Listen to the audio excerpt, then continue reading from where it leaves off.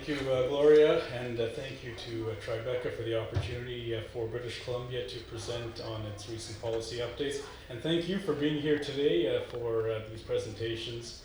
And hopefully what I share with you today will be both enlivening, exciting, and informative on this Freedom Day in the United States, where Team Canada really has to pull together and ensure our own true north stays strong and free.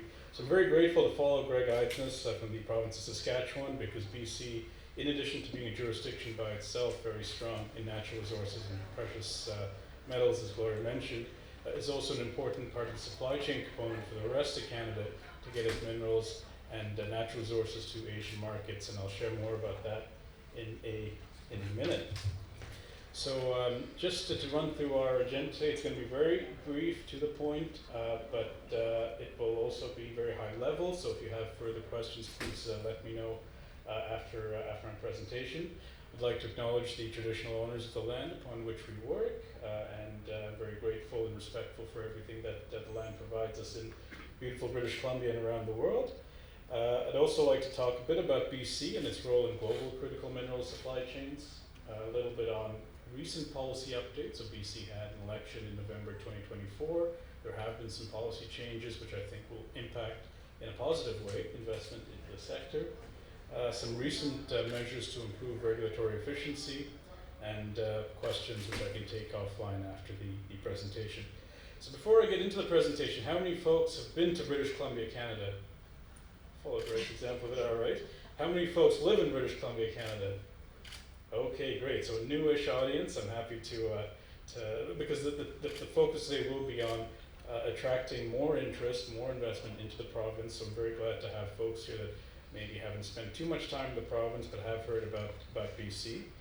So BC is Canada's West Coast Pacific facing province. You've probably all heard of Vancouver. It is our largest city by population. And as Gloria mentioned, our ASEAN office is based in Singapore, but we have co-located trade officers in Vietnam, Indonesia, the Philippines, and of course in Singapore. So if you are based in any of those markets, we do have an individual person that can work with you, so please let me know if you'd like to speak to them there. In terms of our critical minerals, BC has 16 of Canada's 31 known critical minerals and is the nation's largest source of copper. And getting to the point about global supply chains and BC's role in that, the Port of Vancouver, which is Canada's largest port, and the Port of Prince Rupert, which is Asia's closest port by distance and transit time, are both in the province, and they connect to the BC Trade and Investment Network that we have across Asia, and you can see our offices, so not just in Southeast Asia, but across the Indo-Pacific region, and of course in Europe as well, since Canada historically has had very strong connections to Europe. And beyond our traditional strengths in mining precious metals and critical minerals, BC is home to some of the world's largest LNG projects, including LNG Canada and the Woodfibre LNG project in Squamish, which is owned by Singapore-based Pacific Energy.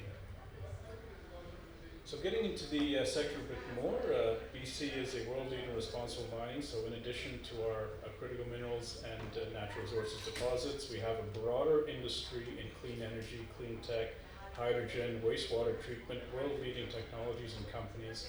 Many of whom are doing business in Southeast Asia, but of course support the 78 major mining projects that are in BC. We are also the only source of moly in Canada, so we have a number of investors from across the world in that sector. And Vancouver is a very good jurisdiction for companies to set up and explore in BC and the rest of Canada. And we are home to companies such as Teck, Wheaton Precious Metals, Lundin, and a broad spectrum of junior mining companies because of the favorable listing and financing spaces, as well as supply chain connections to the ports for projects they have in province. And our ports, our rail and roads are very advanced. So in addition to BC's natural resources projects, provinces like Saskatchewan to get their potash to Asian markets would go through BC's ports to get their products onto carriers. And we are continually updating the infrastructure in ports. So Separate to natural resources, if you are in the infrastructure investment space, both Vancouver and Prince Rupert are developing new export facilities to support critical minerals, and I'd be happy to chat about that if there is interest. So a bit of a disclaimer before I get into the policy updates. Our office here in Singapore is under the Ministry of Jobs, Economic Development and Innovation, or JEDI. The primary focus for mining and critical minerals projects is the Ministry of Mining and Critical Minerals. So if you would like to deep dive into projects or you're already invested in the province, we can introduce you to a suitable contact in the ministry.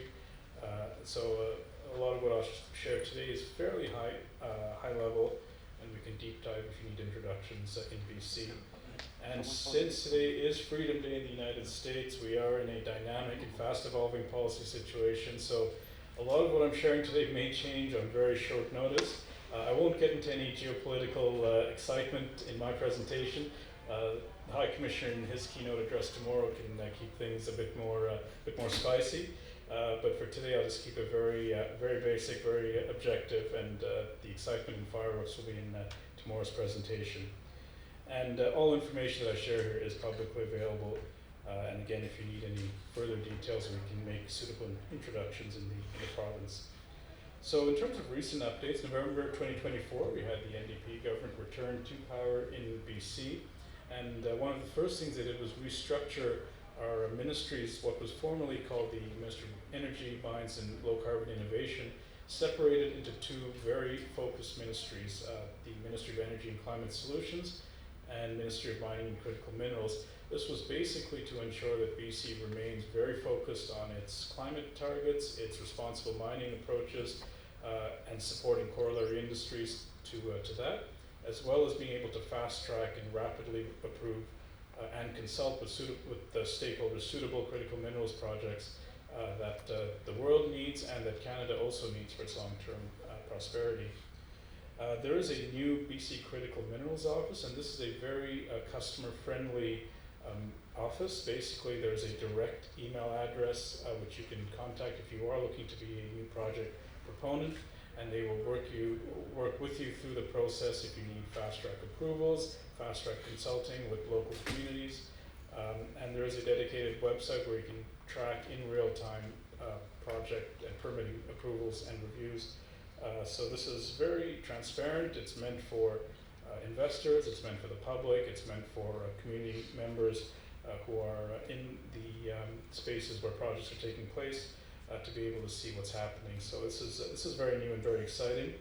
And in the Canadian media, you may have read that BC has fast-tracked 18 mining and energy projects. Of interest, perhaps the audience here, is the SK Creek Gold and Silver Mine, the High Valley Copper Expansion, and Mount Milligan Gold and Copper Mine. And as you can see, although Vancouver is in the southern mainland of BC, projects are kind of all across the province and some very close to Alaska. And we look to support and incentivize investment into rural British Columbia outside of Vancouver. So if you are looking to set up an office, we can help you set up in one of BC's very dynamic and beautiful regions outside of the southern mainland. And just in closing, some of the steps taken by the new government in terms of improving regulatory efficiency include a new minerals claims and consultation framework, and this is available on the Minerals Title Online website. So if you are a project investor and you want to get a sense of the timeline for permitting and licensing for a new project or an existing project, you can take a look at the attached chart. And again, if you are investing and you'd like specific questions to be answered about regions or your project, we can make introductions to the ministry. And the new Mindspace website has also been created. You can see that the web link is on the slide. This is again to easily manage permitting applications, monitor the status of applications, as well as submit mining reports and other project reports directly to the BC government. So again, for more details, you can visit the website there, and I look forward to chatting with you if you have any questions about investing into BC's mining and critical mineral space. Thank you very much.